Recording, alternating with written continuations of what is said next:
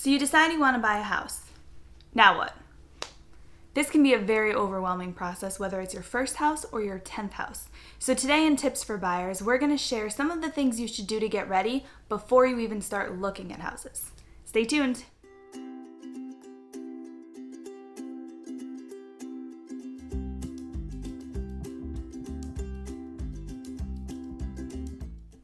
So you decide you want to buy a house. What do you do first?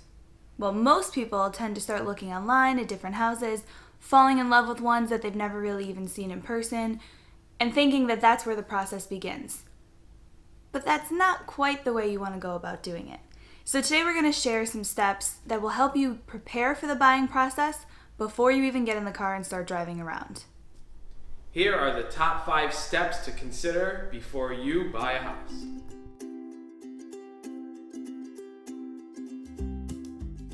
Buying a house is probably one of the biggest transactions of your life, and there's costs associated with that go above and beyond just the purchase price.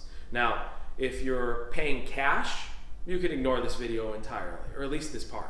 But if you're financing your house, which most people do and get a mortgage, there are certain things you want to think about. The first thing is, how much will you use for your down payment? So depending on what type of mortgage you get, FHA, conventional, variable interest rate, there's a million types. But each type of mortgage product will require a certain minimum percentage of the purchase price as your down payment. So for example, FHA is typically 3.5%. A conventional loan might be anywhere from 5% to 20%. And again, this can vary, but you need to know that you have the finances saved in order to take care of the down payment. Okay, so now you've figured out roughly what type of budget you have to use for your down payment. And one of the most important factors as far as what type of rate you're going to get is your credit score. So you need to make sure that you're credit healthy and get yourself positioned before you start this process by boosting your credit score. The government sponsors, I don't remember exactly, but it's called annualcreditreport.com.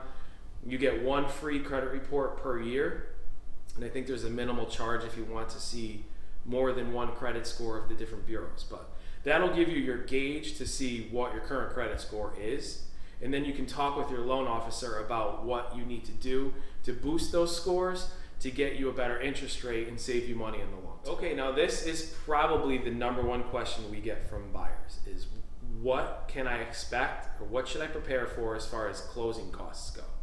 Now, it's complicated. I will definitely say that. And this video is not a detailed, here are your closing costs video. But generally what you can expect is somewhere between 3 to 4% of the purchase price as your rough idea of what your closing costs will be. I always tell people, go with 5% because you're better off shooting high. And then when it comes in a little low, you're good to go. So now that all of that is rolling around in your mind, the next step, or maybe the step that would go in conjunction with all of that, is get yourselves hooked up with a great loan officer who can find you the best mortgage for your needs.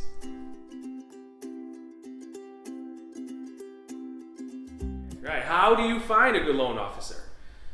First and foremost, ask your realtor for their suggestion. Great realtors are usually hooked up with great loan officers. They'll give you a list of several to choose from. Not that you can't go and look on your own, but it's a great frame of reference, a good place to start. You can also ask your friends, your family, anyone you know, hey, have you had a great experience with the loan officer? Customer service on the loan officer end is huge. A good loan officer is cued right into the markets and will be able to explain to you in detail what's going to be best for your situation. Which leads us to number 3, finding a good realtor.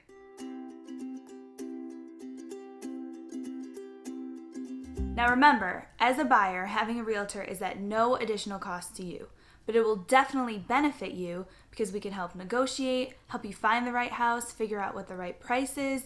Maybe it's listed way above what it should be. We can help you find that information out and get you a more accurate number. Be sure to watch our other video on why having a realtor benefits you as a buyer for more information on this step, but it's really important, regardless of what state you're moving to or from, to have an agent that will help you in the process. And that goes perfectly with step 4, which is find the house.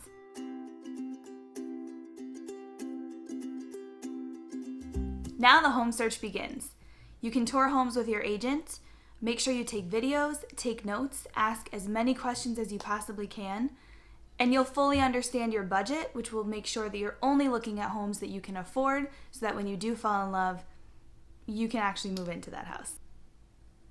This can be a longer process, so I recommend taking those videos while you're looking at homes or taking pictures, taking notes so that you remember which house is which.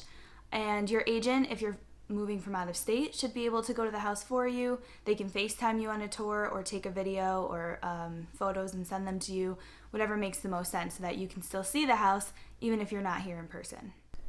Step 5. Once you have 1 through 4 all set, you're in the perfect position to make an offer on the house that you love.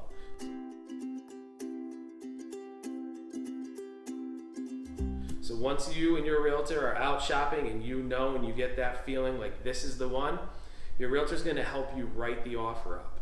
Don't worry, they'll fill it in and explain all the details. Sign the offer to purchase or the contract and it'll be presented to the seller. That contract, once accepted, is signed by both parties, and voila, you have a purchase contract. Typically, a closing takes anywhere between 30 and 60 days, and within that time frame, you'll work directly with your lender, meet all the particular dates that the lender, your realtor, will watch for you, that your realtor and your lender, that's a mouthful, will watch for you.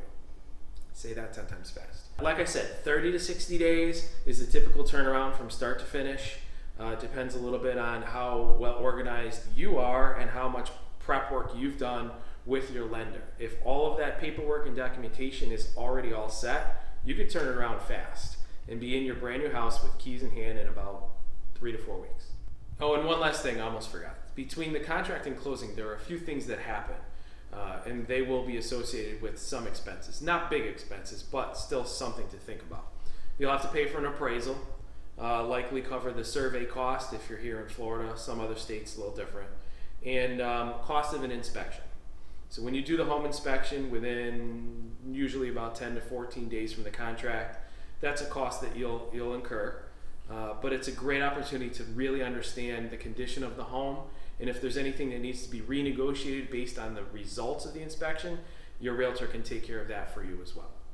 Now, like here in Florida, there's a lot of out-of-state folks moving in.